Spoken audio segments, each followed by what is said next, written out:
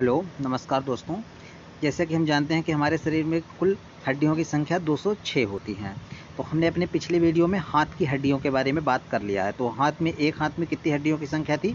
एक हाथ में 30 हड्डियों की संख्या थी और दोनों में हम मिला दिया जाए तो 30 गुणित 2 कर दिया जाए तो 60 हड्डियाँ हो जाती हैं। तो हाथ की हड्डियाँ हो गई 60।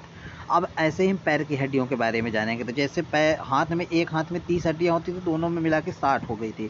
तो ऐसे ही पैरों में भी होती है, एक पैर में 30 हड्डियाँ होती हैं और दोनों को मिला के 60 हो जाती हैं।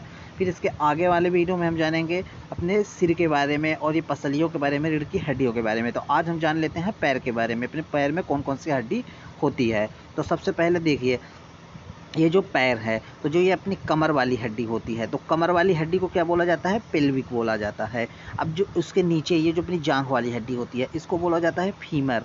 तो ये फीमर क्या होती है? एक तरफ से ये पेल्विक से जुड़ी होती है और दूसरी तरफ से ये जो अपनी घुटने वाली हड्डी होती है, इसको बोला जाता है पटेला बोला जाता है।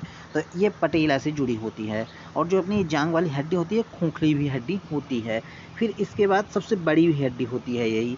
फिर इसके बाद नीचे आते हैं, तो ये जो होती है अपनी ये वाली हड्डी, इसको क्या बोला जाता है? टिबिया बोला जाता है।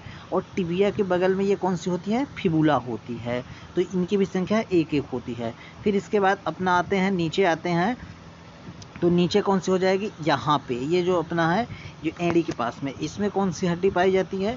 इसको बोला जाता है टार्सल और इसकी संख्या कितनी होती है? 7 होती है। फिर इसके बाद जो ये तलवे वाली संख्या होती है, इसमें इसको क्या बोला जाता है? मेटाटार्सल्स। इसकी संख्या होती है 5 होती है। और इसके बाद जो नाखूनों की संख्या, अपने अंगुलियों की संख्या, इनकी कितनी हो जाती है?